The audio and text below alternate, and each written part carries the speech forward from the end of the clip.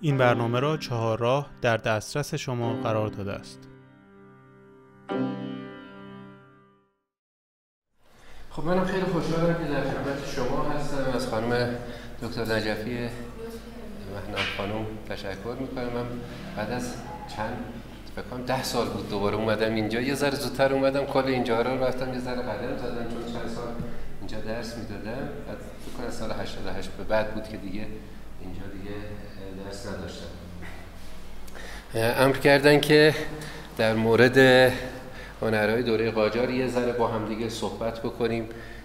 دیگه امر ایشون مطاع است و مطاع در خدمت ایشون و جناب بابکخان ونداد عزیز برام صحبت کردن حقیقتا سخته، خصوصا در حضور خود مهنام خانم که دیگه واقعا استاد بسیار خوب، توانا و باسواد، جز بهترینا هستن. خیلی خوشحالم که اصلا در این کسوت میبینمشون تا جایی که میتونید از ایشون بهره بگیرید از همه جانبه. یعنی معماری فقط نیست، اون یه کلیت شخصیتی داره که اون کلیت مهم هستش که اون رو اگر اون زی زندگیش رو بتونید پیدا بکنید، باش مأنوس بشید، دیگه راه خودتون رو با شخصیت خودتون جلو خواهید رفت. امیدوارم که تو کاراتون هم موفق باشید. به هر حال لطف کردن از من، خواستن که بیام اینجا وگرنه خودشون از من خیلی خیلی تواناتر هستن. در واقع شکست نفسی کردن، درخواست کردن که من حضور پیدا بکنم و توضیحاتی رو راجع به هنرها در دوره قاجاریه بدم، وگرنه خودشون ماشاءالله توانا و حالا اگر جایی هم من اشکال داشتم شما توضیح برای من چیز بکنید، رفع اشکال بکنید. که ما این شانس رو داشتیم توی دوره اول مطالعات که یه درس نام هنرهای ایرانی رو در مسئله خوش میکنم. خب خیلی جذاب بود و یک دوره کلاس بود. واسه جذابیتش مال این بود که خب کلاس هنری بود دیگه. پایند قربانتون بره، لطف دارید. خب من قبل از اینکه وارد بحث اصلی بشم اگر اجازه میدید، معمولا سعی میکنم خیلی وارد مباحث مقدمه نشم. ترجیحم اینه که یک مرتبه برم سر وقت خود اصل موضوع. منتها به جهت اینکه خب خود شما کمتر من رو میشناسید، با ادبیات گفتاری من کمتر آشنایید، اول یه توضیح کوچولویی بدم، بعد بلافاصله وارد موضوع درسمون خواهیم شد. موضوع گفتارمون خواهیم شد. اول این که من اصلا بنا ندارم راجع به تاریخ دوره قاجاری اصلا بخوام صحبتی بکنم، چون فکر میکنم به اندازه کافی خود خانم دکتر دوره‌های مختلف خودتون راجع به این ماجراهای دوره قاجاری به لحاظ تاریخی به اندازه کافی فکر میکنم خوندید و میدونید. هیچ ضرورتی نداره که من یه بار دیگه از اول شروع کنم مقدمات تاریخی و نمیدونم از کی و چگونگیش بخوام صحبت بکنم. نکته دوم این که بحثی که در واقع دارم من، خب طبیعیه که وقتی راجع به هنرها صحبت میکنم بخوام و نخوام مجبور هستم که گاهی گریزهایی به برخی از مطالب بزنم. این گریزها رو من به این حساب نگذارید که دارم پراکنده حرف میزنم، چرا منسجم حرف نمیزنه، چرا طبقه بندی شده حرف نمیزنه، چرا یه هنر از اول نمیگیره بره تا ته. چون به نظرم میاد در حیطه‌ای که بخواهیم راجع بهش صحبت بکنیم، حالا با یه مثالی بخواهم بگم، اینه که من به صورت تحلیلام به صورت دو بعدی نیست، سه بعدیه. یعنی محورهای x y z یه حجمی رو بایستی شما دریافت بکنید. اون نکاتی که توضیح میدم به نظرم میاد که شما اینها رو به لحاظ حافظه‌ای دارید. من فقط یه اشاره به اون میکنم، برمیگردم سر وقت موضوع اصلیم. برای همین خیلی نریم سر وقت این که چرا پراکنده داره حرف میزنه، خیلی آکادمیک حرف نمیزنه، دقیق از یه جایی شروع نمیکنه به یه جایی ختم بکنه. چون به لحاظ آموزشی از نظر من دوره معاصر یکی از بحران‌هایی که داره اینه که خیلی فرایند محور نیست، محصول محوره. یعنی زود میخواد به یه چیزی برسه، در حالی که تلاش من اینه که این فراینده رو یه ذره باهاتون تمرین بکنم، مشق بکنم، برخی از چیزها رو خودتون کشف بکنید. برای همین وارد این فضای حجمی صحبت کردن میشم من. چون معمولا وقتی اینجوری صحبت میکنم گاهی اوقات دوستان فکر میکنن چرا پراکنده اینقدر داره حرف میزنه، از این حرف زد، از اون حرف زد، یه دفعه راجع به سیاست گفت، راجع به این گفت، راجع به دین گفت، یه مطلب رو بگی برو جلو دیگه، در حالی که اینا به همدیگه وصلن. اینجوری نیستش که ما هنرها رو داریم یه امر مطلقی توی فضاست اینو قشنگ میریم جلو، نه، این ارتباط داره با شرایط تاریخی، اجتماعی، فرهنگی، اقتصادی، اینا همه به هم وصله. بنابراین برای اینکه این وصله رو نشون بدم از یه جایی مجبورم یک گریزی بزنم به یه مطلبی، از اونجا بیام. حالا اون گریزه اگه براتون حل شده نیست بعداً راجع بهش صحبت بکنیم. نکته سوم این که مطالبی که عرض میکنم خدمتتون ممکنه که احساس بکنید اینها دریافت‌های شخصی احمد صدریه، یعنی خیلی منریک داره حرف میزنه، خیلی مبنای چیز نداره، مبنای علمی ساینسی نداره. اونم به این جهتی که باز اون روش آکادمیک رو دنبال نمیکنه.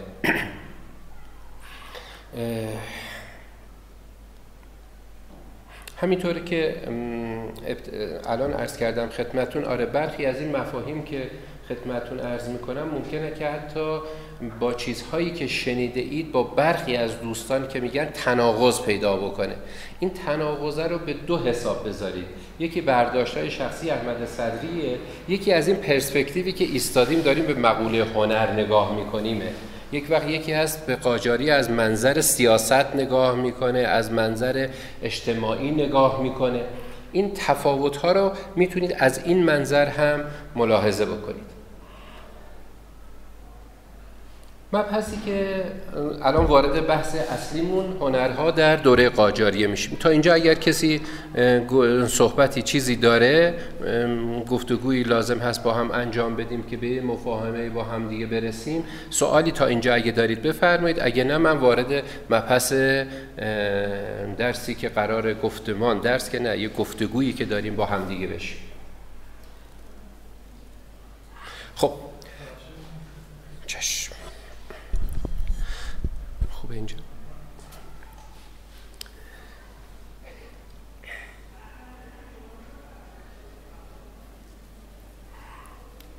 دوره قاجاریه همونطوری که میدونید در نگاه‌های مختلف برداشت‌های مختلفی نسبت بهش میشه، از دیدگاه‌های مختلف. گاهی اوقات میگن آقا چه دوره منحوسی بوده این دوره، نمیدونم سرزمین‌های ایران در واقع از جدا شد و دادن رفتن، نمیدونم خصوصا در دوره پهلوی نسبت به قاجاریه واکنش‌های خیلی تندی وجود داره که سلسله فاسد نمیدونم زنباره چیزی بودن که اصلا به فکر مملکت نبودن، به فکر عیش و عشرت خودشون بودن، مملکت رو به باد دادند و رفت.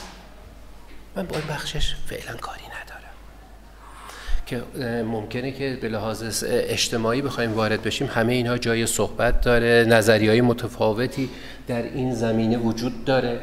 من تو حال حاضر میخوایم وضعیت هنرهایی که در اون دوره بوده رو با هم دیگه بررسی بکنیم.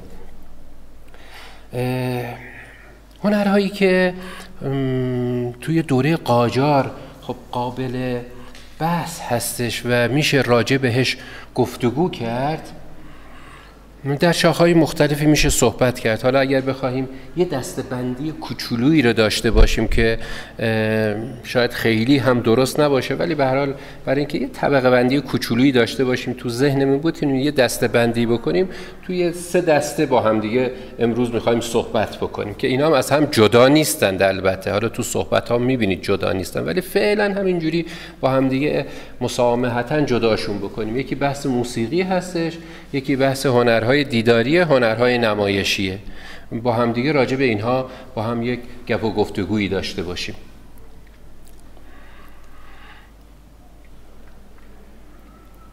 که با توجه به اینکه موسیقی خب یه عامل چسبیه بین این آثار با فرهنگ زندگی در ارتباط تنگاتنگ، اگه اجازه بدید از بحث موسیقی شروع بکنیم. اگه میخواد یه بحث دیگه یه شروع بکنیم، چون خودم هم علاقه به بحث موسیقی دارم و کار کردم، دوست دارم اول از بحث موسیقی شروع کنم. البته خطم کار کردم و منتها دیگه موسیقی یه جوریه که جاذبه‌ای داره که آدم چیز داره نسبت بهش، تمایل داره.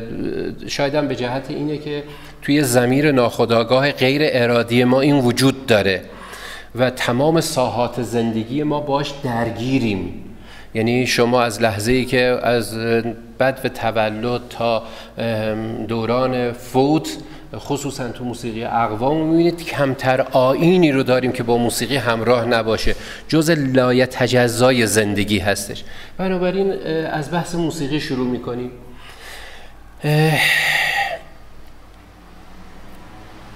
اگه بخوایم از میان هنرهایی که داریم در دوره‌های ادوار مختلف تاریخی بخوایم صحبت بکنیم، که من تاریخ هنر رو کاری به تاریخ‌های دیگه ندارم. از نظر من وقتی بخوام تاریخ هنر رو بخوام طبقه بندی بکنم، اولا اصلا به دوره‌ها نمیرم، اصلا قائل به دوره‌ها نیستم، گرچه سیستم‌های حکومتی و نظام قدرت در شکلگیری هنرها و تداوم و توسعه‌اش تأثیرگذار هستند، ولی اینها رو به این شکل طبقه بندی نمی‌کنم من. یعنی هنرها رو و تاریخ رو به لحاظ هنری این چیزی که کاملا شخصیه، یعنی امری نیستش که شما در درس‌های تاریخ هنر توی دانشگاه‌ها استادهایی که درس میدن اینها رو اینجوری طبقه بندی بکنن، به حسب سلسله‌ها طبقه بندی میکنن، به حسب دوره‌هایی که در حکومت‌ها حضور دارند رو تفسیر میکنن و برخی از مکاتب رو دقیقاً نسبت میدن به اون دوره‌ها. در حالی که من اینجوری نمیبینم داستان رو، بلکه من دو مقطع تاریخی، یعنی دو برش تاریخی رو میبینم. یکی برشی هستش که پیش از اسلام داریم، ورود اسلام به ایران هستش، و قرن هفتم. قرن هفتم یکی از قرونی هستش که برای من خط ممیزه‌ای که ما میتوانیم اساساً راجع به هنر ایرانی صحبت بکنیم رو داریم. اون 3 قرن اولیه، از قرن سوم تا قرن هفتم، داریم آروم آروم دستمون رو گرم میکنیم که به یک تشخصی برسیم. گرچه در حوزه ادبیات فردوسی داره میرسه، ولی تعیینش در آثار هنری از نظر من از قرن 7 اتفاق میفته و آن رویدادهایی رو که میبینیم از قرن 7 به بعد داره اتفاق میفته در تداوم همه. از اون جمله در حوزه موسیقی در واقع در دوره قاجاری، اگه الان بخوام راجبش برم وسط ماجرا و راجب خود موضوع درسمون صحبت بکنم، امری هستش خیلی تشخص داره و در این دوره کاملا به ظهور و بروز و کمال یافتگی رسیده. این به این معنا نیستش که در دوره قاجاری این نوع موسیقی شکل گرفته است، در یک سیری این آروم آروم شکل گرفته است. بنابر مأثوراتی که منابع مکتوبی که داریم، چنین به نظر میرسه که در اوایل دوره قاجاری در زمان فتحعلی شاه ما نسخه‌ای رو داریم به اسم کلیات یوسفی که توی اینجا اولین بار به یک سیستم موسیقایی اشاره میکنه. خانم ها آقایون، سیستم امری نیستش که تصور بکنیم راحت به دست می آید. درست مثل خطی که در قرن 7 ایرانی ها مسیرشون رو از پهنه فرهنگ جهان اسلام جدا می کنند. یک دفعه به یک بدایتی میرسه، اونم خط نستعلیقه. باز این گونه نیستش که فکر بکنیم مثلا میرعلی تبریزی یک دفعه یک شب خواب میبینه، خواب زده میشه، میان بهش میگن. نه، این هم توی خودش یک سیری رو داره، منتها در اون بازه زمانی تاریخی با توجه به اون شرایط تاریخی میرعلی تبریزی این رو ظهور و بروز پیدا میکنه و جلوه پیدا میکنه و مسیر رو در واقع تعیین میکنه.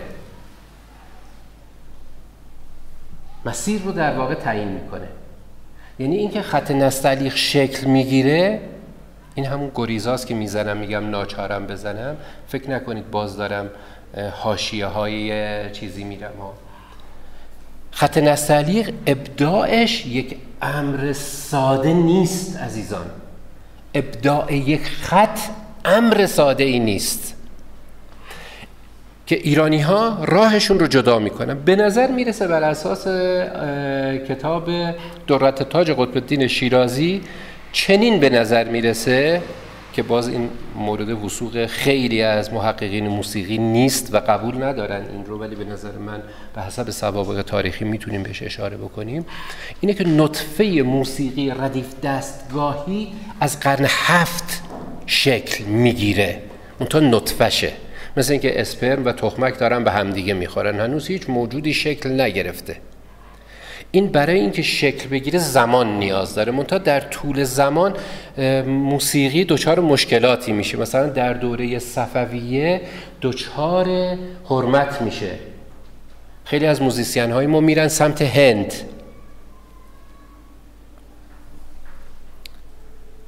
و جالب اینجا هستش که ورود مجدد اهل تصوف، که اتفاقا اهل تصوف خیلی به خاطر شکلی که داره عرفان خیلی لطیف و جنبه تغزلی داره و خود موسیقی ابزاری هست براش، وقتی که بر میگردند از هند از دوره قاجاریه به ایران، به نظر میرسه که اون نوع نگاهی که در موسیقی هندی بوده وقتی بر میگردن با این مبانی که داشته امتزاج پیدا میکنه، یک سیستم جدیدی به اسم موسیقی ردیف دستگاهی شکل میگیره که اساساً در پهنه فرهنگی جغرافیای جهان اسلام سابقه نداشته. یک سیستمی که بسیار پیچیده، لابیرنتی، درست مثل شخصیت‌های همه ایرانی‌ها که چطوری کجدار و مریضه. میدونید که قضیهش چیه کجدار و مریض؟ که دوره تیموری وقتی که سلطان مسعود و اینها میان، طرف مشروب داشته شراب میخورده، میگه آی داره میاد الان میکشتت، داره شراب میخوری. این پیاله رو یه جوری میگیره که انگار داره میریزه که اگه اومد جلو بریزه، اگه رفت بخوره. یک نوع رندی توش هست، یک پیچیدگی در این نوع موسیقی نهفته است که از هر جایش بگیری میشه یه تفسیری ازش در آورد. و جالبش اینجا هستش که این موسیقی ردیف دستگاهی که به نظر میرسه در اواخر دوره زندیه آروم آروم، من میگم اینها رو فقط به لحاظ کد چیزی دارم میدم، زمانی میدم ها، اصلا میگم اینا تداوم همه. در دوره زندیه اینا داره آروم آروم شکل میگیره و واژه اساسا موسیقی دستگاهی و 12 دستگاه در این رساله و یک رساله دیگه‌ای که در دانشگاه تهران داریم اشاره شده بهش که به اسم 12 دستگاه ازش اسم میبره، که این موسیقی اتفاقاً مبتنی هستش بر چی؟ غزل. در حالی که در یک نوع موسیقی، ببینید ما در این موسیقی رسمی و مرکزی شهره، در یک لایه این رو ببینید، موسیقی مرکزی شهر جنبه فرهیختگی یک جنبهش داریم که در موسیقیش در میان اقوام، هنوز تو میان اقوام موسیقی خودشون رو دارن که مبتنی هست به فرهنگ خودشون. یعنی موسیقی کرد مبتنی به فرهنگ خودشه، ودایع تاریخی خودشه، متناسب با زبانشه، متناسب با کارکردشه، که اغلبشون با این سیستم موسیقی مقامی که در پهنه فرهنگ جهان اسلام داریم گاهی اوقات هیچ ربطی ندارد.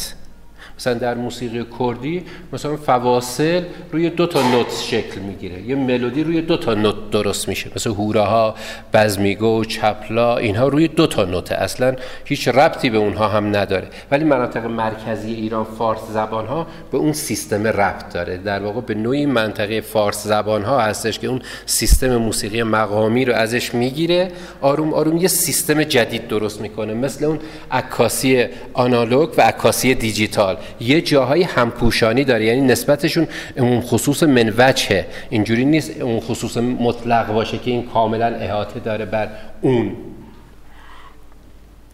تو میان این نوع موسیقی هایی که در واقع داریم صحبت میکنیم، در میان اقوام اون لایه‌ای که داره، معمولا روی داستان سرایی استوار مبتنی به قصیده است. مثلا ترک‌های آذربایجان شما نگاه میکنید میبینید که قصه هایی دارن، میشینن با ساز این رو میخونن. اصلا قصیده یعنی قصد دیگه، مبدأ و مأخذش یعنی ابتدا و انتهاش معلومه که چیه. لابلاش یه قطعه سازی رو در واقع اجرا میکنه، معمولا پلیمودال نیست، یک مد ثابت رو میگیره و یک قصه ای رو در واقع تعریف میکنه. تو ترکمن هامون هم همینطوریه، تو این جای دیگر هم همینطوریه. حالا میان مناطق مرکزی ایران که اون سیستم موسیقی مقامی رو داریم ما، اونجا هم مبتنی هستش به هم شعرهای قصیده، غزل هم حتی توش هست. منتها تفاوتی که با این ور داره اینجا هستش که این سیستم موسیقی ردیف دستگاهی اولا به لحاظ فنی یک چیزی رو داره برای خودش به اسم لیدینگ نوت، نوت رهبر، نوتیه که همیشه شما میشنویتش، انگار همیشه حضور داره، حاکمیت داره، مثل یه پیری میمونه که بقیه همه میخوان بهش رجوع کنن. یه جاذبه داره، یک جاذبه‌ای داره که به خودش همه اینها رو به خودش میکشونه. این لیدینگ نوته، در حالی که در اون سیستم موسیقی مقامی این بازه و امکان کوک‌های متفاوت روی ساز، نتیجتاً لحن‌های مختلف روی ساز و ابتناء موسیقی ردیف دستگاهی به چی؟ به غزل. غزل همونطوری که خودتون میدونید و دیدید، تجربه کرده اید، ما هممون کمتر یه غزل حافظ از بالا تا پایین حفظیم، ولی تک بیت خیلی حفظیم. در واقع وقتی غزل رو بررسی میکنیم میبینیم از بالا تا پایین غزل جای ابیات هم عوض کنیم همچین اتفاقی نمیفته، مثل این که جای بیت‌ها رو بالا پایین بکنیم چیزی پیش نمیاد. تقریبا هر بیتی هم برای خودش یه چیزی میگه، درسته؟ هر بیتی تقریبا یه چیزی میگه دیگه. حالا تو موسیقی ردیف دستگاهی میاد چیکار میکنه؟ این سلسله مراتبی که داره برای این غزل‌ها، اگه بخوایم تشابه بکنیم به فرم غزل، بیت اول، بیت دوم، بیت سوم، بیت چهارم، بیت پنجم، یه سری ملودی مدول درست میکنه با یه سری مدها حالته، مثلا یه حالت موسیقایی این مدها، اینها رو دنبال همدیگه میچینه. سیرش اینجوریه که از نغمه هایی که بم هستش آروم آروم به سمت نغمه های زیر اوج پیدا میکنه. پرده ها از صداهای بم به صداهای زیر گرایش پیدا میکنه. این شعرها هر کدومش از یه سری قطعه های ملودیک درست شده که بهشون میگن گوشه، درست مثل آپارتمان شما فرضش بکنید که این گوشه ها روی همدیگه قرار گرفته، منتها آپارتمانی که 2 تیکه است، یه مثلا معماری مدرن مثلا لحاظ بکنید، یه قسمتش اینوره یه قسمتش اینوره، اینا پله میخوره میره بالا. تو این اتاق اول یه حالت داریم، یه رنگ داره، منتها ته رنگش با پله دوم یکیه، با پله سوم یکیه. اینجا یه ملودی داره تو خودش، اینجا یه ملودی داره. این که از در میایم تو، میگیم که از در کلاس اومدم تو. این دستگاه ها یه ملودی اولیه دارن بهشون میگن درآمد، که اون مود اون دستگاه رو برای ما معلوم میکنه. بعد یه پله میره بالاتر، یه پله میره بالاتر، یه ملودی داره، یه شعر روش قرار میگیره، دوباره میره بالاتر، دوباره یه ملودی دیگه، یه شعر دیگه، یه پله دیگه، دوباره یکی دیگه، یکی دیگه، یکی دیگه، همینجوری میره بالا. و این سیستمی که این گونه شکل میگیره بعدها خودش رو از کلام عاری میکنه و موسیقی سازی شکل میگیره. اتفاقی که میفته تو دوره قاجاریه اینه که این نوع موسیقی به ظهور و بروز میرسه و وقتی ما در تاریخ هنر نگاه میکنیم در حوزه موسیقی هنرهای دوره قاجار، یکی از تشخصهایی که در این دوره میبینیم ما دقیقاً موسیقی ردیف دستگاهیه و آنچه را که امروز ما تحت عنوان موسیقی سنتیمون میشنویم و داریم استفاده میکنن همه در تداوم اون نوع موسیقی هستش.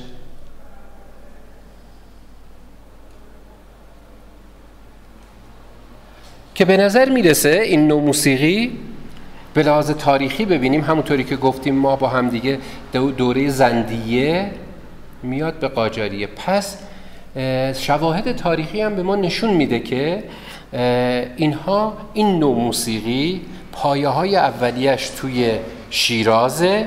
حتی تاری که الان زده میشه که اصلا این تار که میشناسید دیگه همتون دیگه، من به حساب میذارم که بلدم نیستید برید پیدا بکنید نگاه بکنید. این تار اصلا قدمت تاریخی نداره، تاریه که برای این سیستم درست شده،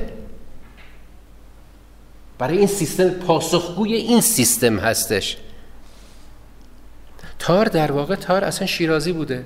غلامرضا شیرازی این آروم آروم حرکت میکنه در مناطق مرکزی، میاد در مناطق فراهان و اینها باقی مونه. زمانی که امیرکبیر میاد در صدارت میگیره با اون سابقه تاریخی خاندان فراهانی رو میکشونه به دربار و میاد به تهران که در واقع مرکز هستش. حالا چرا تهران مرکزه خانم دکتر بیشتر براتون خودشون توضیح دادن که چی میشه که اساساً تهران پایتخت میشه. در واقع مرکز شاهراه‌ها هستش که راه‌ها به مناطق مختلف نزدیکه، خیلی باهوشانه انتخاب شده تهران به عنوان پایتخت در دوره قاجاریه و اینها رو میاره و در دربار تحت حمایت قرار میده. اینجا هستش که نسبت بین قدرت و هنر، نسبت بین قدرت و هنر حامی میشه سیستم دولتی از موسیقی. چی میشه که از موسیقی در واقع اینگونه حمایت میشه، هدایت میشه؟ از نظر من این دوره تاریخی که داریم ما به جهت حضور رنگینیه که اهل تصوف از هند وارد ایران میشن. به نظر من میاد که حال ایران رو تغییر میده، به گونه‌ای که حتی خب دربار داماد ناصرالدین شاه خودش میشه یکی از پیران چیز دیگه توی ظهیرالدوله، توی صفا علی شاه اینا یک جریان میشن. منتها خب این طریقت اساساً وارد سیاست نمیشن، اساساً وارد سیاست نمیشن، برخلاف اهل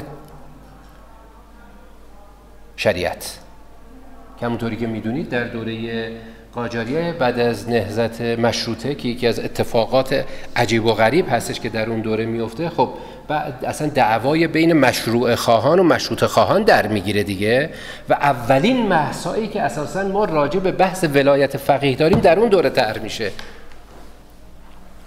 و اولین متون در اون دوره طرح بحث میشه. ولایت حتی مطلقه فقیه در اون دوره اولین مباحثش طرح میشه که بعدها آیت الله طالقانی و اینها مبتنی به اون کتاب‌هایی که در اون دوره حاج عبرت نائینی فکر کنم نوشته، مبتنی به اونها دوباره این روی این تئوری سوار میشه و امام هم روی این بحث سیستم حکومتی رو پیش میبره.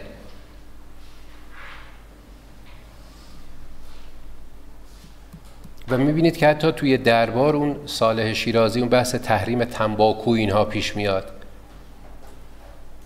در حالی که این رده اصلا وارد این چیز نمیشن. این که چرا نمیشن خودش داستان دیگری دارد، باشد زمانی دیگر.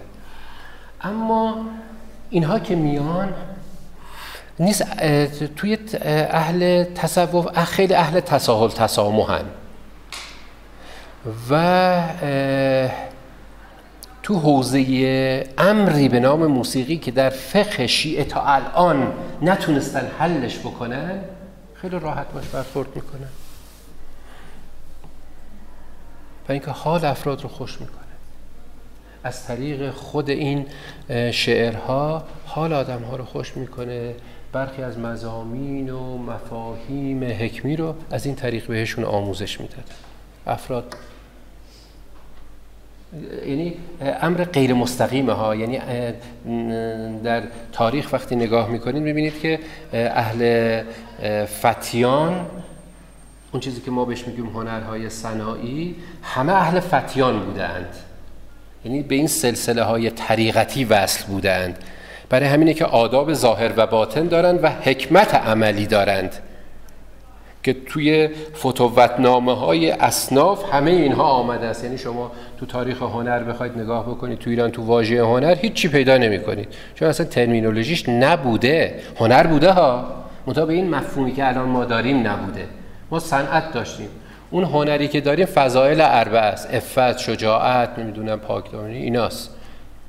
وقتی مثلا میگه هنرزان ایرانیان است از فردوسی، اصلا نمیگه که آقا یا مثلا حافظ میگه باید خاک درگاه اهل هنر شوی. اصلا مراد این نیستش که مثلا من کاتب یا خاک درگاه اهل من بشو، یا خاک درگاه اهلی که صاحب حکمت هستش، صاحب عفت هستش، صاحب شجاعت هستش. اینا این فضائل اربعه در واقع کسی که صاحب اینها بود بهش میگفتن هنرمند. بعدها هستش به فعل کسی که بهش میگن به امر زیبا اشتغال داره بهش گفتن هنرمند.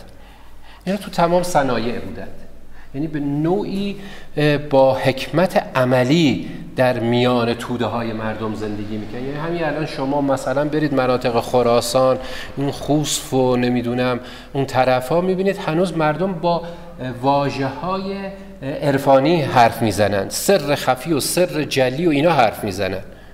اصلا با زبان فلسفه حرف نمیزنن، با زبان فقه حرف نمیزنن. این تو زندگی مردم جاری بوده. خب به نظر میرسه که این فضایی که میان، فضای لطیفی که ایجاد میشه، نه تنها در حوزه موسیقی بلکه در سایر هنرها هم تأثیرگذار میشه. یعنی آثار هنری برای یه هنرمند وقتی به خلاقیت میرسه، وقتی به ابداع میرسه، وقتی میتونه یک اثر بدیع رو ایجاد بکنه که در قبض نمیتونه ایجاد بکنه، در بسته، در انبساط خاطره که میتونه اثر هنری تولید بکنه. این انبساط خاطره لزوماً مالی نیست، یک شعف درونیه، یک بهجت درونیه. شما مثلا ممکنه یک امری رو کشف میکنید، دچار بهجت میشید که اینو با 100 میلیارد نمیتونی بخریش. می‌بینید؟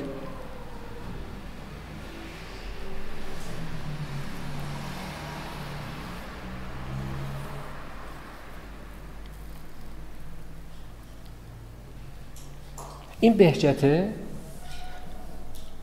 میبینیم تعداد آثاری که در دوره قاجاریه شکل میگیره و بدیعه فراوانه. این بدعت چیه؟ من این واژه رو با هم دیگه یه ذره صحبت بکنیم بدانید که منظورم از بدعت چیست. در شاخه‌های هنری در تمامی دوره‌های تاریخی، همین الان هم همینطوریه، یه تعدادی از افراد هستن که مهارت محورن، یعنی توی حوزه هنرهای صناعی، توی صنایع دستی، اینها فقط مقلدن. یعنی مثلا میدون اصفهان که حضرت برادرمون اونجا تشریف دارن، مثلا میبینی قلم زنه 50 سال داره یک شکل رو میزنه، هیچ تغییری هم درش نمیده. مهارتم، تفاوت افراد تو اونجا اندازه مهارتشون در استفاده از ابزاره و ظرافته، وگرنه هیچ تغییری نداره. اینا چسبیده به سنتن، مقلدن، هیچ اتفاقی نمیفته درش. اما یه تعداد دیگری هستن که این رو دارند، به اندازه‌ای از فرهنگ بصریش فاصله میگیره که عناصر شناسای اون هنر برای مخاطب قابل فهم و شناسایی باشه،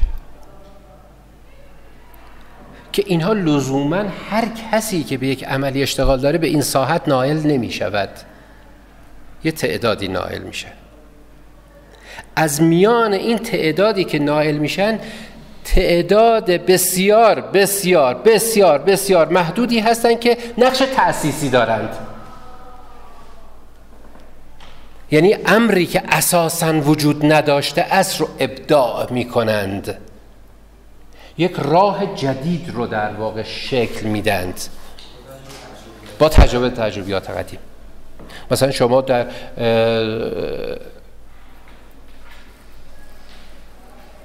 کارهای بصری نگاه بکنیم، حالا بعداً میگیم، مثلا گل و مرغ، میرزا شفیع اولین طراحی‌ها رو انجام میده، بعد میاد یه دفعه تبدیل میشه به یه داستان دیگری.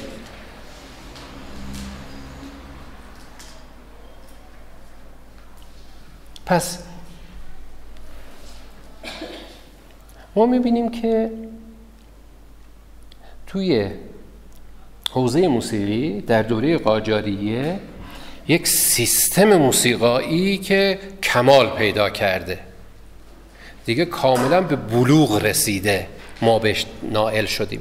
مسئله موسیقی سر اینه که ما مثل معماری نیستش که خانم دکتر الان میاد اینجا آثار معماری رو براتون نشون میده، شما میبینید، قشنگ باش ارتباط میگیرید، خودتون میبینید. موسیقی اینجوری نیست، بسترش حواس، هیچی ازش نداریم. تنها نمونه هایی که داریم ما مربوط به دوره قاجاریه هستش که صفحه های گرامافونی که ضبط شده است.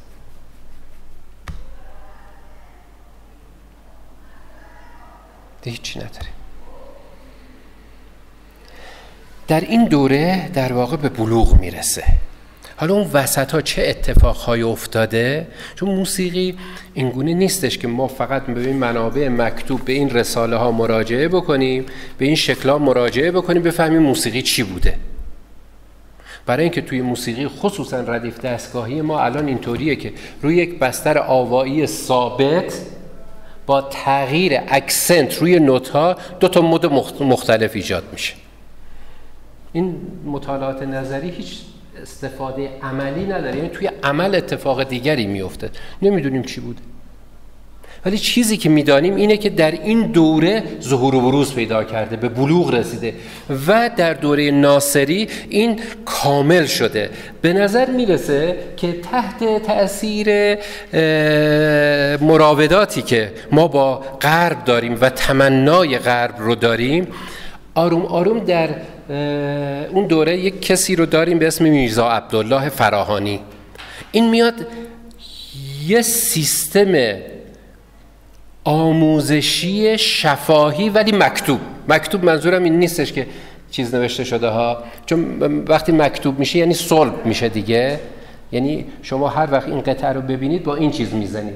میرزا عبدالله اون قطعات، اون نغمه های باحالی که وجود داشته رو به نظر میاد گردآوری میکنه، تحت این سیستم میاره و به صورت این 7 دستگاه و 5 آواز، همون 12 تامون رو آماده میکنه، به صورت شفاهی و ذهنی به افراد آموزش میداده. و بقیه هنرجوها چیکار میکردن؟ میتونستن بر اساس شنیده هاشون تمامی اینها رو تغییر بدهند. تنها مقلد نبودند. و جالب اینجا هستش که این سیستم برای هر سازی، اون طبقاتی یادتونه گفتم گوشه ها روی هم دیگه قرار میگیره، یه اسمهایی رو میذارن. چطوری من میگم حسن حسین اسم پسرم صدراست، تا من میگم صدرا به یادم میاد، میگم بابک ونداد، فوری قیافه بابک به ذهن من میاد. اونجا هم گوشه ها یه اسمایی داره، مثلا میگه گشایش، داد، مقدمه داد، دلکش. من فوری دلکش که میاد الان میگم دلکش، تمام فضای موسیقایی پرده هاش میاد تو گوشم. یه سری اسم گذاشتن که اینها توی گوش بمونه،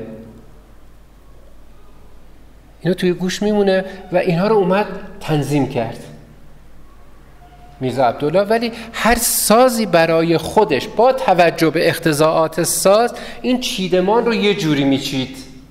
حالا چون شما ساز نزدید یه ذره وارد نکات فنی تر نمیشم، چون مثلا سازی مثل تار و ستار، این پرده ها، نوت ها روی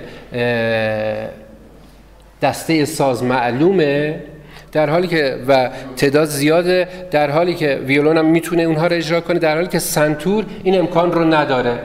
برای همین امکان سنتور توی اون طبقه دوم میشه یه چیز دیگه، توی اینجا میشه یه چیز دیگه. اون با توجه به تکنیک خودش یه ردیف داشته، نی یه ردیف داشته، کمونچه، ولی همه یه روح کلی داشته.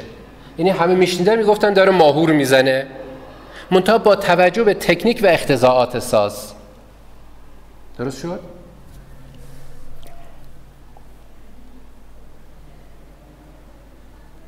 خب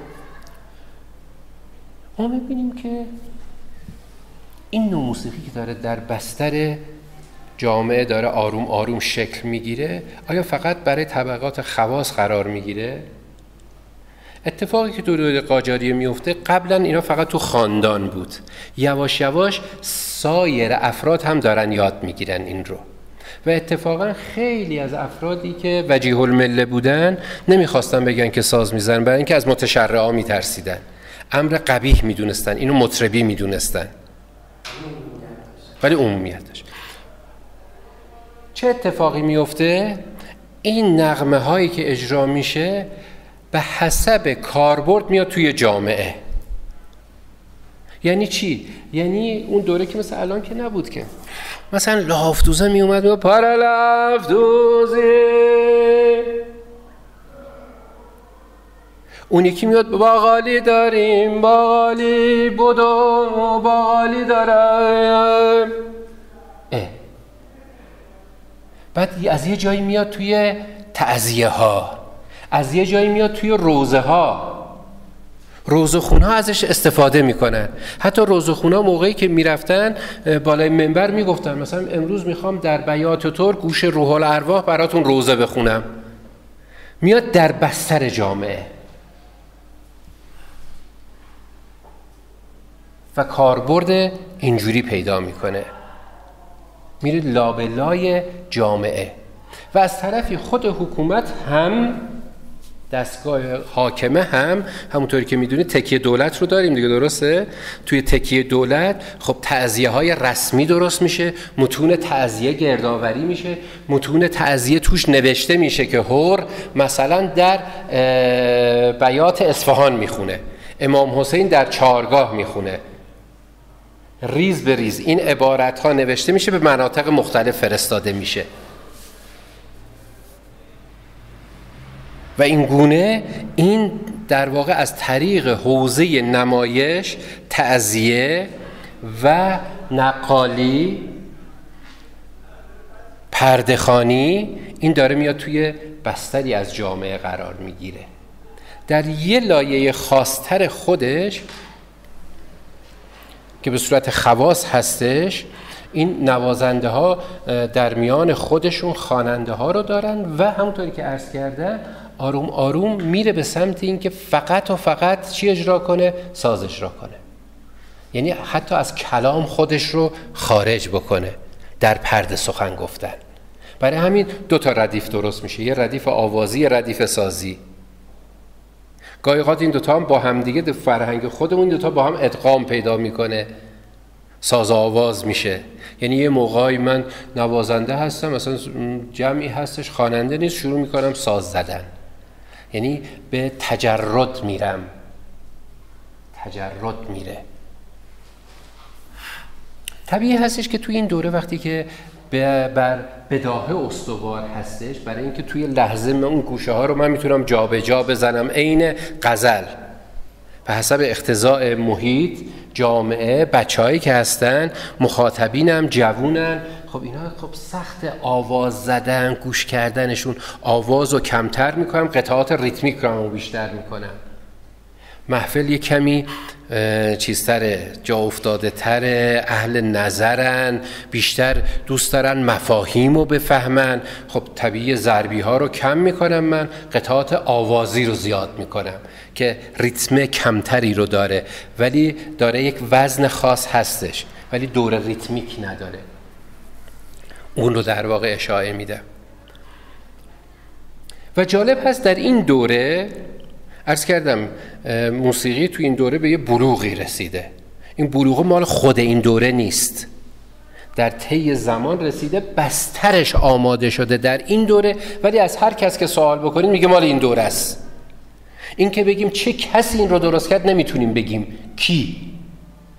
در یک فرایندی این شکل گرفته آروم آروم. ولی آنچه که در تاریخ به صورت چیز داریم ما، تاریخ موسیقی آورده اند که منظم کرده، مرتب کرده، شاگرد زیاد داشته، میرزا عبدالله هستش. خب در این دوره ما مواجه میشیم با یک مبحث جدیدی، چون ایران خب همونطوری که میدونید مواجه میشه با غرب دیگه، و اولین بار هم نیست ایرانی‌ها با غرب مواجه میشن، با فرهنگ غیر خودی مواجه میشن، همیشه مواجه بودن، همیشه خدا. این دوره هم این همه دوره های دیگه است. گاهی اوقات میگن آقا غرب زده شدن، نمیدونم فلان، اصلا اینطوری نیست، اصلا اینطوری نیست از نظر من. در واقع این دوره هم به حسب اقتضاعاتی که خود این دوره تاریخی داره تو حازمه فرهنگی خودش حل میکنه، چیزهای جدیدی رو در واقع تولید میکنه.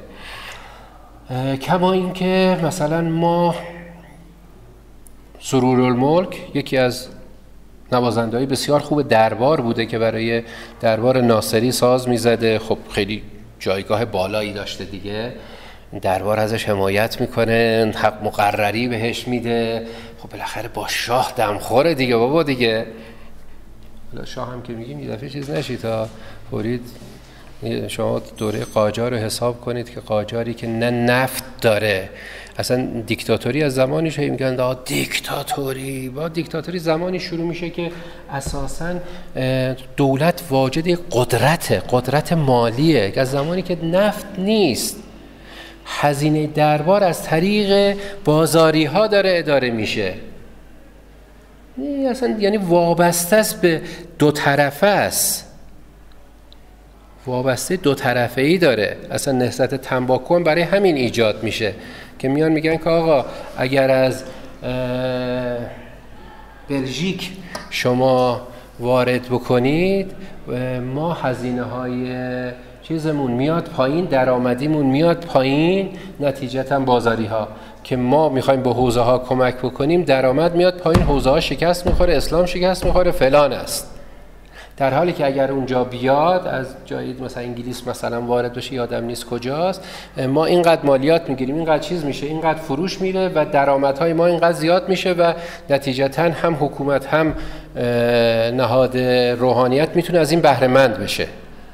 یادمون باشه که در این دوره هم نهاد روحانیت حد واسط بین جامعه و نهاد قدرته.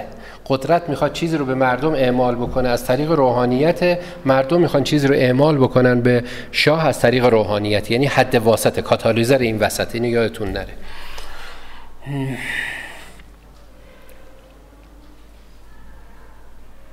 شاهی که در واقع داریم ما، خود ناصرالدین شاه و در این دوره داره با این اقتضاعات زندگی میکنه، یعنی اقتضاعاتیه که از نهاد مردم هزینه دربار در واقع داره در میاد.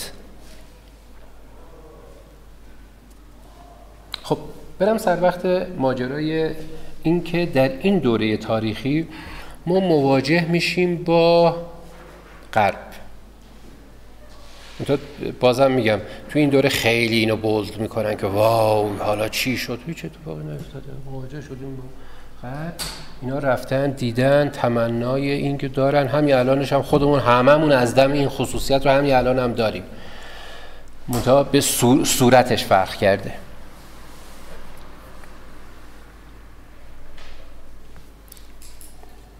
تو این دوره همونطوری که میدونید یه اتفاق عجیب و غریب هم میفته در این مواجهه‌ای که داریم با غرب، بحث مشروطیت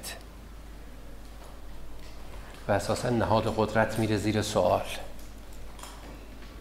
شکل دیگری از زندگی و تمنای دیگری از زندگی توسط روشنفکرها شکل میگیره. انگار داره مدار زندگی یک صورت دیگری میخواد پیدا بکنه. فرمان مشروطیت صادر میشه. خب توی این فضا آیا دوباره هنرمندا دارن کار خودشون میکنن؟ دوباره مثلا ساز چیزشون میزنه؟ این تأثیرات خود محیط، حالا این تو دوره قاجاریه میایم میبینیم روی هنرمندها، خصوصا بخش موسیقی.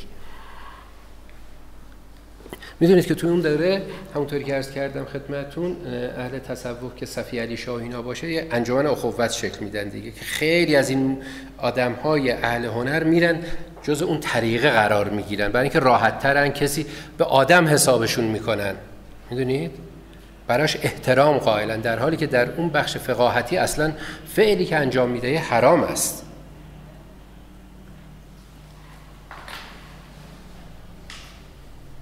در این دوره میبینیم که یه بار دیگه هنرمندها نقش اجتماعی بازی میکنن. عارف قزوینی تصنیف‌های سیاسی میگه. درویش خان یک دفعه چیز میشه، شخصیت مستقل پیدا میکنه دیگه، میگه دربار زلزله سلطان نمیخوام من ساز بزنم. زلزله سلطان دنبالش میکنن که اصلا دستاشو قطع بکنن. پناهنده انگلیسی ها میشه و بالاخره به یک واسطه خودش رو آزاد میکنه و توی انجمن اخوت شروع میکنن به گروه نوازی، برای اینکه داره برای کسایی که اهل چیز هستن تحسن کردن و دارن چیز میکنن، برای اونها داره تبلیغ میکنه. اصلا ساحت دیگه داره عوض میشه دیگه، از اون حالت تکنوازی چیز گروه نوازی درست میشه و این دوره به اقتضاء نوع کاری که داره گروه نوازی شکل میگیره و یه فرم جدید درست میشه به اسم پیش درآمد. برای اینکه جمعیت شلوغ بوده، تعداد زیادی بوده، بر اساس اون فرم دستگاهی که داره یه قطعه ضربی کوچولویی رو آماده میکنه که همه سازها با هم بزنن، چون دستگاه تقویت صدا هم که وجود نداشته که این حجم صوتی صدا رو زیاد میکنه که جماعت ساکت بشن، آروم بشن، بعد شروع کنن به ساز زدن. یعنی هم فرم جدید درست میشه به حسب شرایط تاریخی، هم یه فرم موسیقایی درست میشه، شکل جدیدی و نحوه برخورد جدیدی از موسیقی شکل میگیره. این باز فقط در برگیرنده موسیقی نیستا، خوشنویسا هم همین حالت رو پیدا میکنن دوباره. اینجا هستش که اون تأثیرات اجتماعی رو شما دارید میبینید در این دوره تاریخی، که الان مثلا همین قطعه‌ای که همتون هم زیاد شنیدید دیگه، مرغ سحر مال همون دوره است دیگه، که تقریبا برای زمانی که استاد شجریان می‌خواست کنسرت بده دیگه مثل سرود ملی شده بود. هر وقت تموم می‌کرد درخواست مرغ سحر همیشه ازشون میشد که مرغ سحر رو بخونند. و این اشتباهه که فکر بکنیم که فقط در این دوره هنرمندها چیز داشته‌اند، در دوره‌های دیگر هم بوده است. تا این دوره به حسب اینکه خیلی بارز هست، شکل متفاوته، داره مدار زندگی عوض میشه، منابع مکتوب هست راجع بهش بیشتر صحبت شده است.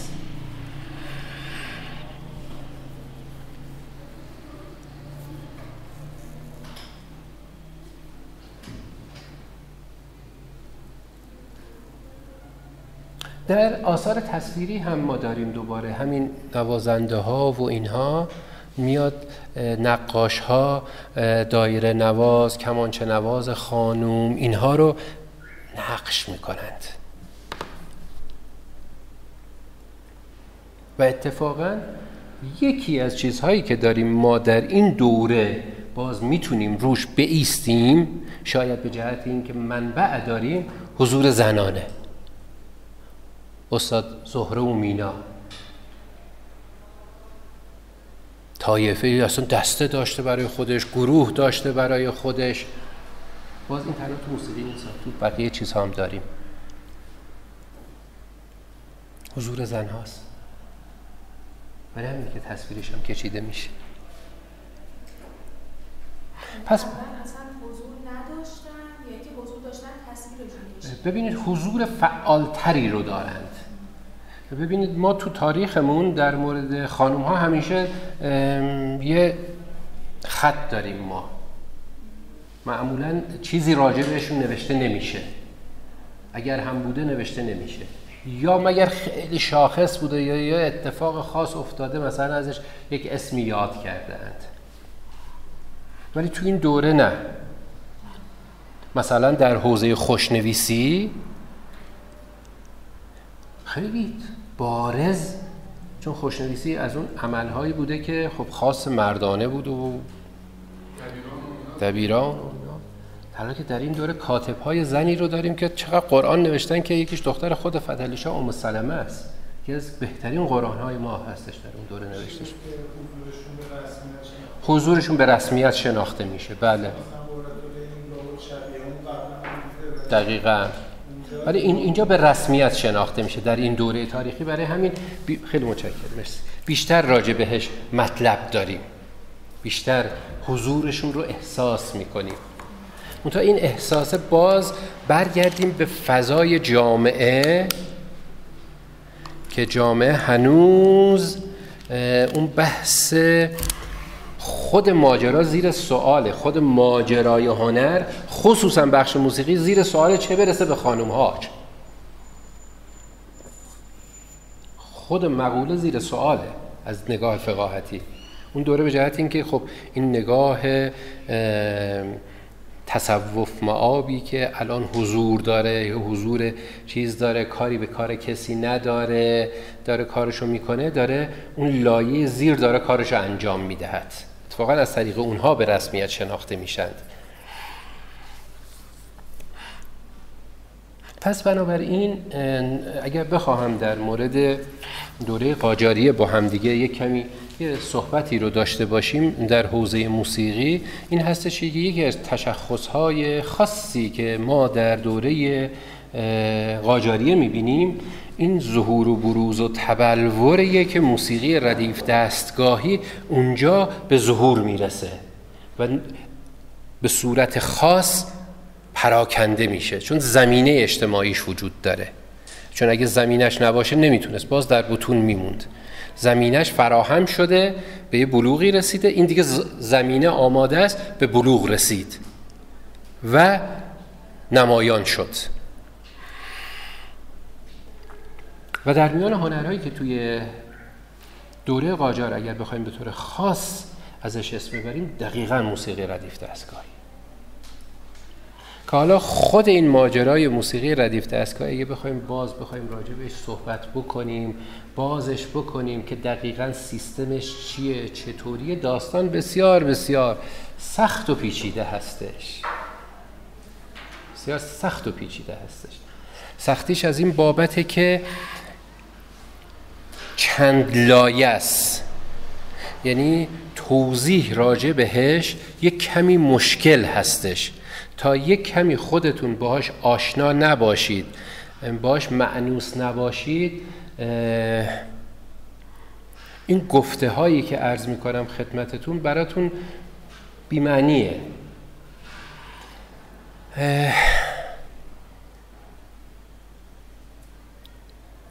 ببینید ممکن این سوال پیش بیاد که خب کشورهای دیگر هم همین فواصل دارن، همین چیزها رو دارن، خب چرا مال ما خاص‌تره مال اونا؟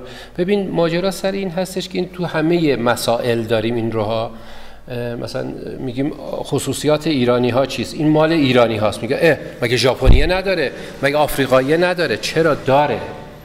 اونتا توی چیدمانشون با هم متفاوتن، توی ترکیب بندی متفاوتن. اون ترکیب بندی از بستر یه فرهنگ بیرون میاد. یعنی شما 4 تا عامل بصری ساده مربع، مثلث، مستطیل رو بدی به 3 تا گرافیست از 3 فرهنگ مختلف، 3 نوع مختلف باش مواجه میشن. کاغذش یکیه، متریال یکیه، شکل‌ها یکیه. مثلا میبینید ژاپنیه چیکار میکنه؟ ژاپنی میاد داریم اینجا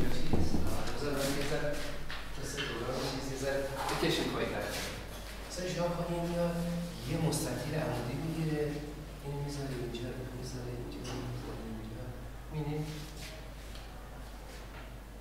یه فضای عدمی رو این بالا خالی نگه میداره، سکوت، خلوتی. تو نقاشی‌هاشون هم همینجوره دیگه.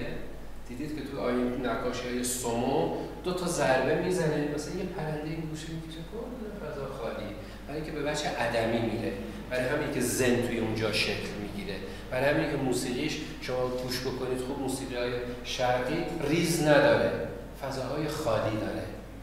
مثلا یکی از فیلم‌های خوبی که بتونید ببینید فیلم کوایدان کوبایاشیه که یه تیکش مثلا یه ضربه میزنه برنگ برنگ. تمام حکیماشون میرن توی سکوت، توی خلوت. این کسایی که حتی کاراته کار میکنن اینا دیدید که مثلا میرن توی بیابون، توی جنگلی تک و تنها کنار یه رود ایستاده داره تمرین میکنه. در حالی که مثلا میگن که بچه غربیش مثلا همین رو یه دونه فضا یه چیز نگه نمیداره، خلأ نداره، همه ملأ، همه رو کار میکنه. این خصوصیتشه. من نمیگم نه خوبه نه بده ها، میخوام بگم اون خصوصیات فرهنگی از این متریال ثابتی که ما دادیم چگونه متفاوت برخورد. این فواصل موسیقایی هم برای ما هم داریم، اونا هم دارن، اون نوع مواجه همون باهاش متفاوته. البته همینجا بگم که پهنه فرهنگی جهان اسلام با موسیقی ردیف دستگاهی که داریم ما یه نقاط مشترکی رو با همدیگه دارن که با سایر ملل متفاوتن. یه سری فواصل خاص داریم که فقط مال این پهنه فرهنگیه، فقط مال این پهنه. یعنی اگر بخوام مثالی رو بزنم براتون که بعداً دوست داشتید گوش بکنید که تفاوتش احساس بکنید، دستگاه سگا. دستگاه سگا از ایالت سینکیانگ چین تا شمال آفریقا همه یه جوره به لحاظ موسیقایی ها، کلام نه. اون عربی میگه، این فارسی میگه، اون تاجیکی میگه، اون اویغوری میگه، همه انگار روی یک بستر آوایی. مثلا توی دستگاه سگا یکی کردی بخونه، یکی عربی بخونه، یکی فارسی بخونه. دستگاه سگاه کلمه عوض شده. این پهنه هم اینجوری با همدیگه توی ارتباط هستش. یه سری فواصل خاص داریم که اینها ویژه این سرزمینه، مال این تفکر اسلامیه. منتها این وسط ایرانی ها دوباره راهشون رو جدا کردن. این خط چطوری در پهنه فرهنگ جهان اسلام خط نسخ همه جا از ایرانی ها راهش رو جدا کرده، میاد یه خط نستعلیق درست میکنه، به نستعلیق هم رضایت نمیده، نستعلیق شکسته رو درست میکنه. توی موسیقی هم همین اتفاق میفته. اون سیستم موسیقی مقامی که تو پهنه فرهنگ جهان اسلام هستش از دلش یه چیز دیگه ای رو بیرون میکشه، یه سیستم دیگه ای رو درست میکنه. تو حازمه فرهنگی خودش یه چیزی درست میکنه مال خودشه. یعنی این سیستم موسیقی ردیف دستگاهی مال این سرزمینه، جای دیگری ندارد. راهش رو جدا میکنه، همونطوری که تو خط جدا میکنه، همونطوری که تو غزل جدا میکنه، همونطوری که تو معماری پا تو کفش معماران بکنیم یه ذره بیخیال دیگه. مثلا تو معماری رنگینی که ما داریم خیلی عجیب غریبه. شما تمام انشاءالله یه سفر خانم درست کنه براتون این مناطق آناتولی و اینا رو برید، اصلا معماری رنگ نداره، بیرو سرخ سنگین اصلا چسبیده به زمینه. در حالی که مثلا میرید همین دوره قاجاریه به نظر من میاد، پا تو کفش استادا بکنیم، غلط میگم بگم، از نظر من مثلا معماری مدرسه آقا بزرگ کاشان اوج معماری ایرانیه. یعنی گرچه شیخ لطف‌الله سر جای خودش دمشق خیلی خوشگل، ولی اساساً اصلا یه چیز دیگه از این. مهمترین چیزی که داره اینه که مثلا برخورد نوینی شده اساساً با معماری. همین دوره قاجاریه ها، تو کنارش مدرسه شاهی رو داریم که اتفاقاً کاملاً چسبیده به سنته، چسبیده به تکرار الگوی صفویه. اگه غلط میگم محرم درستش کنم. در حالی که اینجا میبینید چقدر مدرنه، با این گودال باغچه‌ای که گذاشته، میرید رفتید حتما دیدید دیگه، اون گودال باغچه‌ای که گذاشته، اون گنبده سبکه انگار بادکنکه، تو کنارش تاج الملک چسبیده به زمینه و گنبد اساسا نقش گنبدخانه‌ای دیگه نداره، وجه بصری و زیبایی شناسانه داره فقط. چقدر این چیز داره مدرنه. خب داشتم راجع به موسیقی بهتون میگفتم که اینها با همدیگه چطوری با هم متفاوته، یعنی ایرانی‌ها چطوری راهشون رو جدا کردن در حوزه‌های مختلف. توی خوشنویسی راهشو جدا کرد، توی حوزه موسیقی آنچه که به نظر میرسه بر اساس اینکه ما یه سری منبع داریم، به نظر میرسه دوره قاجاریه هستش که این به ظهور میرسه و بیرون میزنه. امکان ظهور پیدا میکنیم، جدا کردن خودش از سیستم موسیقی مقامی که در شمال آفریقا، نوبات اندلسی، سیستم مقامی ترک، 6 مقام، اونکی مقام اویغوری، از این مسیر راه خودش رو این دوره هستش که به نظر میرسه که بر اساس منابع ممکنه که کمی قبل‌تر شکل گرفته، ولی این دوره خیلی بارزه، خیلی عیانه. درست مثل این که بگیم خط میرعلی هروی واعظ خطه. نه آقا، قرن 7 که میرعلی هروی خط نستعلیق و وضع میکنه، 50 سال قبلش یه سری آزمایش‌ها شده. میرعلی هروی اینا رو جمع میکنه، سازماندهی میکنه، سر شکل میده، به نامش وضع میشه. شرایط تاریخی اجازه میده که این بیاد بیرون، چون تحولات تاریخی اون دوره اجازه ظهور و بروز این رو میده. اگر اون تحولات قرن 9 میافتاد، مسلما قرن 9 این اتفاق میافتاد. بسترش نبود، این همینجوری آروم آروم تجربه ها میموند روی هم دیگه. پس بنابراین در حوزه موسیقی اگر بخوایم بگیم، صحبت بکنیم، قاجاریه این سیستم که عرض کردم، سیستم درست کردن، ایجاد یک سیستم نوین امری راحت نیست و در این دوره هستش که ظهور و بروز پیدا کرده و کارکردهای بیرونی پیدا کرده و تا الان این تداوم داره. اون مبحثی که عرض کردم یه ذره براتون بگم راجع به موسیقی ردیف دستگاهی. این موسیقی ردیف دستگاهی همون عین همون فرهنگی که در تصویر داریم، در طراحی سنتی داریم، در نگاهمون به تاریخ داریم، مبتنی به دوره. یعنی این گوشه هایی که داریم ما، مثلا این درآمد یه دستگاه ماهوره با یه فاصله ای میاد وصل میشه به یه دور دیگه، مثلا گوشه کلشمه، این میاد مثلا میشه آواز یا گشایش، این میاد میشه یه چیز دیگه، اینجوری روی همدیگه قرار میگیره. یه جایی هستش این فضای ما تقریبا یک فضا داره، یک رنگ داره، مثلا رنگ سبز اینجا میاد روی اینجا، دوباره همین دایره ها قرار میگیره، میره توی یه فضای دیگری. این کار دو تا فضا داره که گاهی اوقات این شاخصه اصلیشه که در مقابل همه، که گاهی اوقات بهش میگن مخالف، گاهی اوقات بهش میگن گشایش. انگار مثل چیز، شما فرض کنید تعزیه دیدید اولیا و اشقیا هستند، تصویر اینجوری داشته باشید، این تقابله هستش.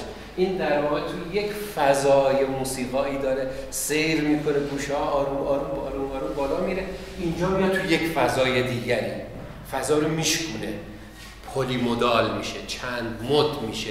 این در دل خودش هم باز اینجوری نیستش که ثابت باشه، این گوشه ها، حالت ها، وزن ها همه یه جور باشه. این یه حالت باز داره، اینجا یه دفعه ریتمیک میشه، این دوباره یه وزن دیگه پیدا میکنه، این دوباره آواز میشه، این یه ملودی دیگه پیدا میکنه. یعنی تنوع داره توی خودش. و این دستگاه هایی که داریم ما دور هم دیگه جمع شده، این 7 دستگاهی که داریم به روایتی حالات مختلف رو در خودش بیا پسر کنم. یکی از موسیقی های دوره قاجاریه روش نوشتن میرزا عبدالله. این صدای تاریه که توسط خود میرزا عبدالله اجرا میکنه. دوستان بشنوید.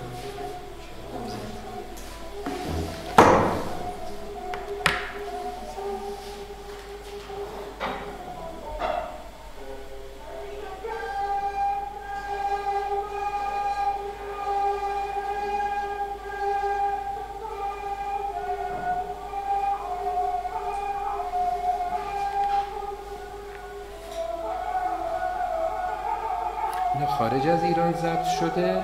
اون دوره اصلا تو ایران ضبط نبوده، نوازنده ها میرفتن خارج از کشور، توی ارمنستان اینها رو روی صفحه های سنگی ثبت شده.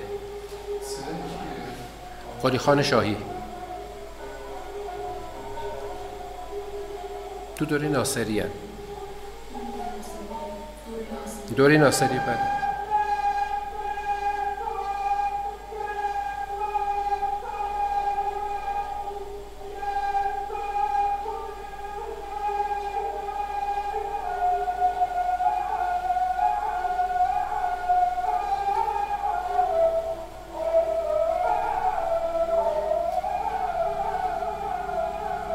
این صدایی که میشنوی این گونه بهش میگن تحریر. خیلی ویژه موسیقی ایرانیه این تحریرها.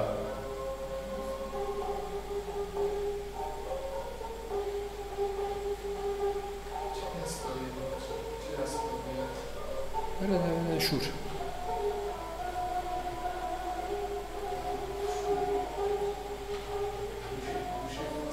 از درآمد شروع میکنیم یا جلو؟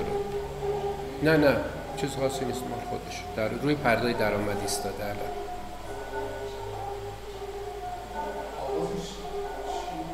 آوازش نه خود دستگاه شوره، خود دستگاه شور.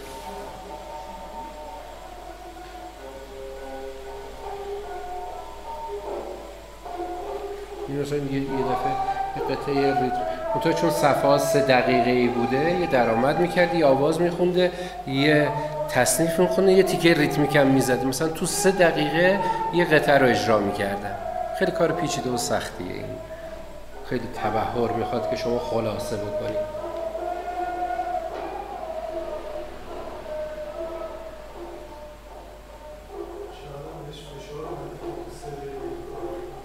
این خلاصه کردن خیلی سخته دیگه، خودت میدونی دیگه. آره مثلا الان به یکی بگی 3 دقیقه وقت داری که یه دستگاه نشون بده، جونش در میاد.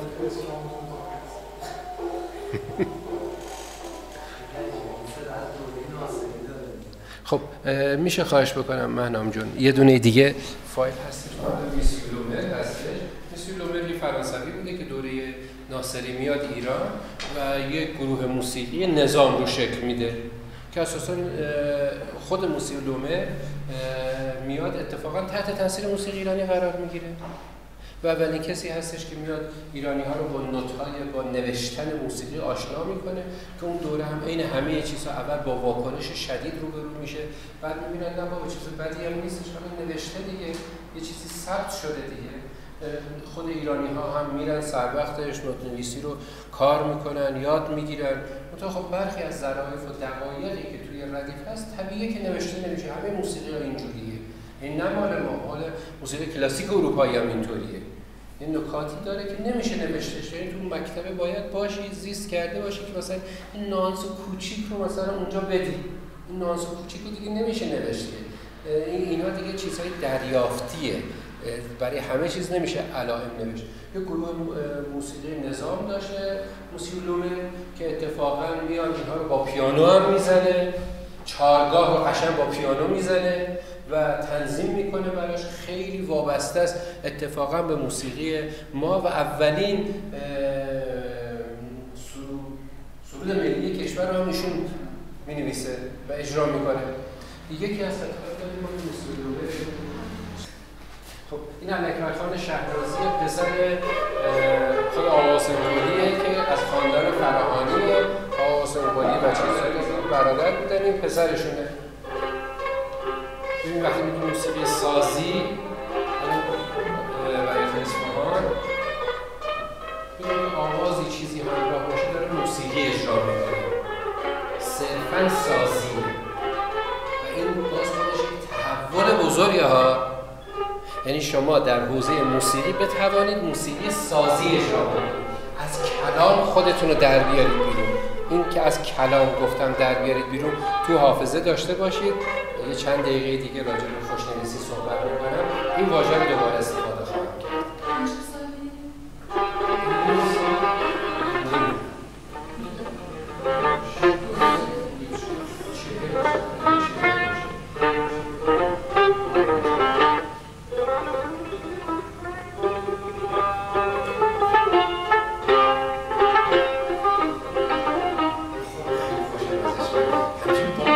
نشسته مثل این پادشاه نشسته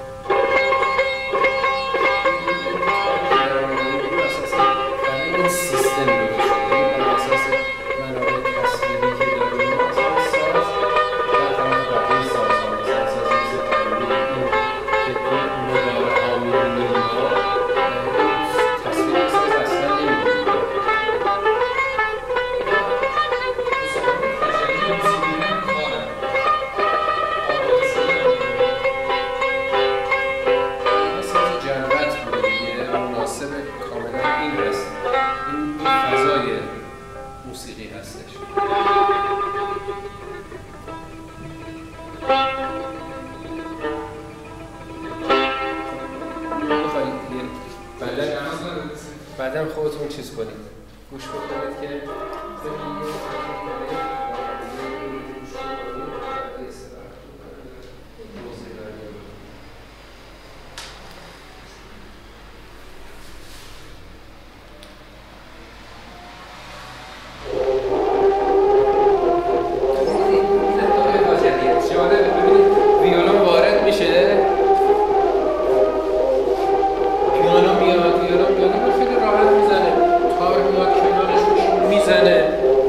خیالش نیست.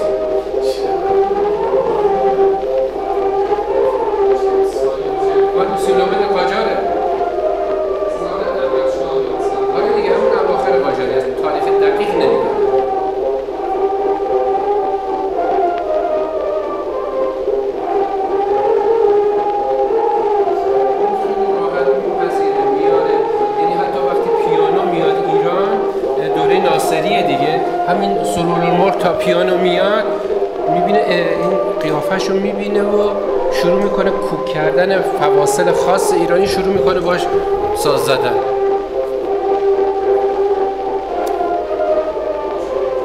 هیچ دافعه‌ای نسبت بهش نداره، یعنی بلافاصله اون ساز انگار مال خودشه. مثلا شما ساز آقای محجوبی رو گوش بکنید، یعنی کسی تا حالا ندونه که این ساز ایرانی نیست، صدای این ساز رو بشنوه فکر میکنه این ساز اساساً ایرانیه، خیلی ایرانی، یعنی کاملا کوک ایرانی، چیز ایرانی. خب بحثمون اگر موافق هستید توی این بخش موسیقی، گرچه میدونم که یه مقداری ممکنه که گیجتون کرده باشم و جاهای مختلف رفته باشم، ولی خواستم خدمتون عرض بکنم که اون نکته‌ای که الان برای کار شما مهم هستش این است که بدانید که در این دوره یک سیستم جدید درست میشه، یک سیستم موسیقایی جدید شکل میگیره و این سیستم موسیقایی به عنوان موسیقی ملی ایران اکنون در تمام دنیا شناخته میشه.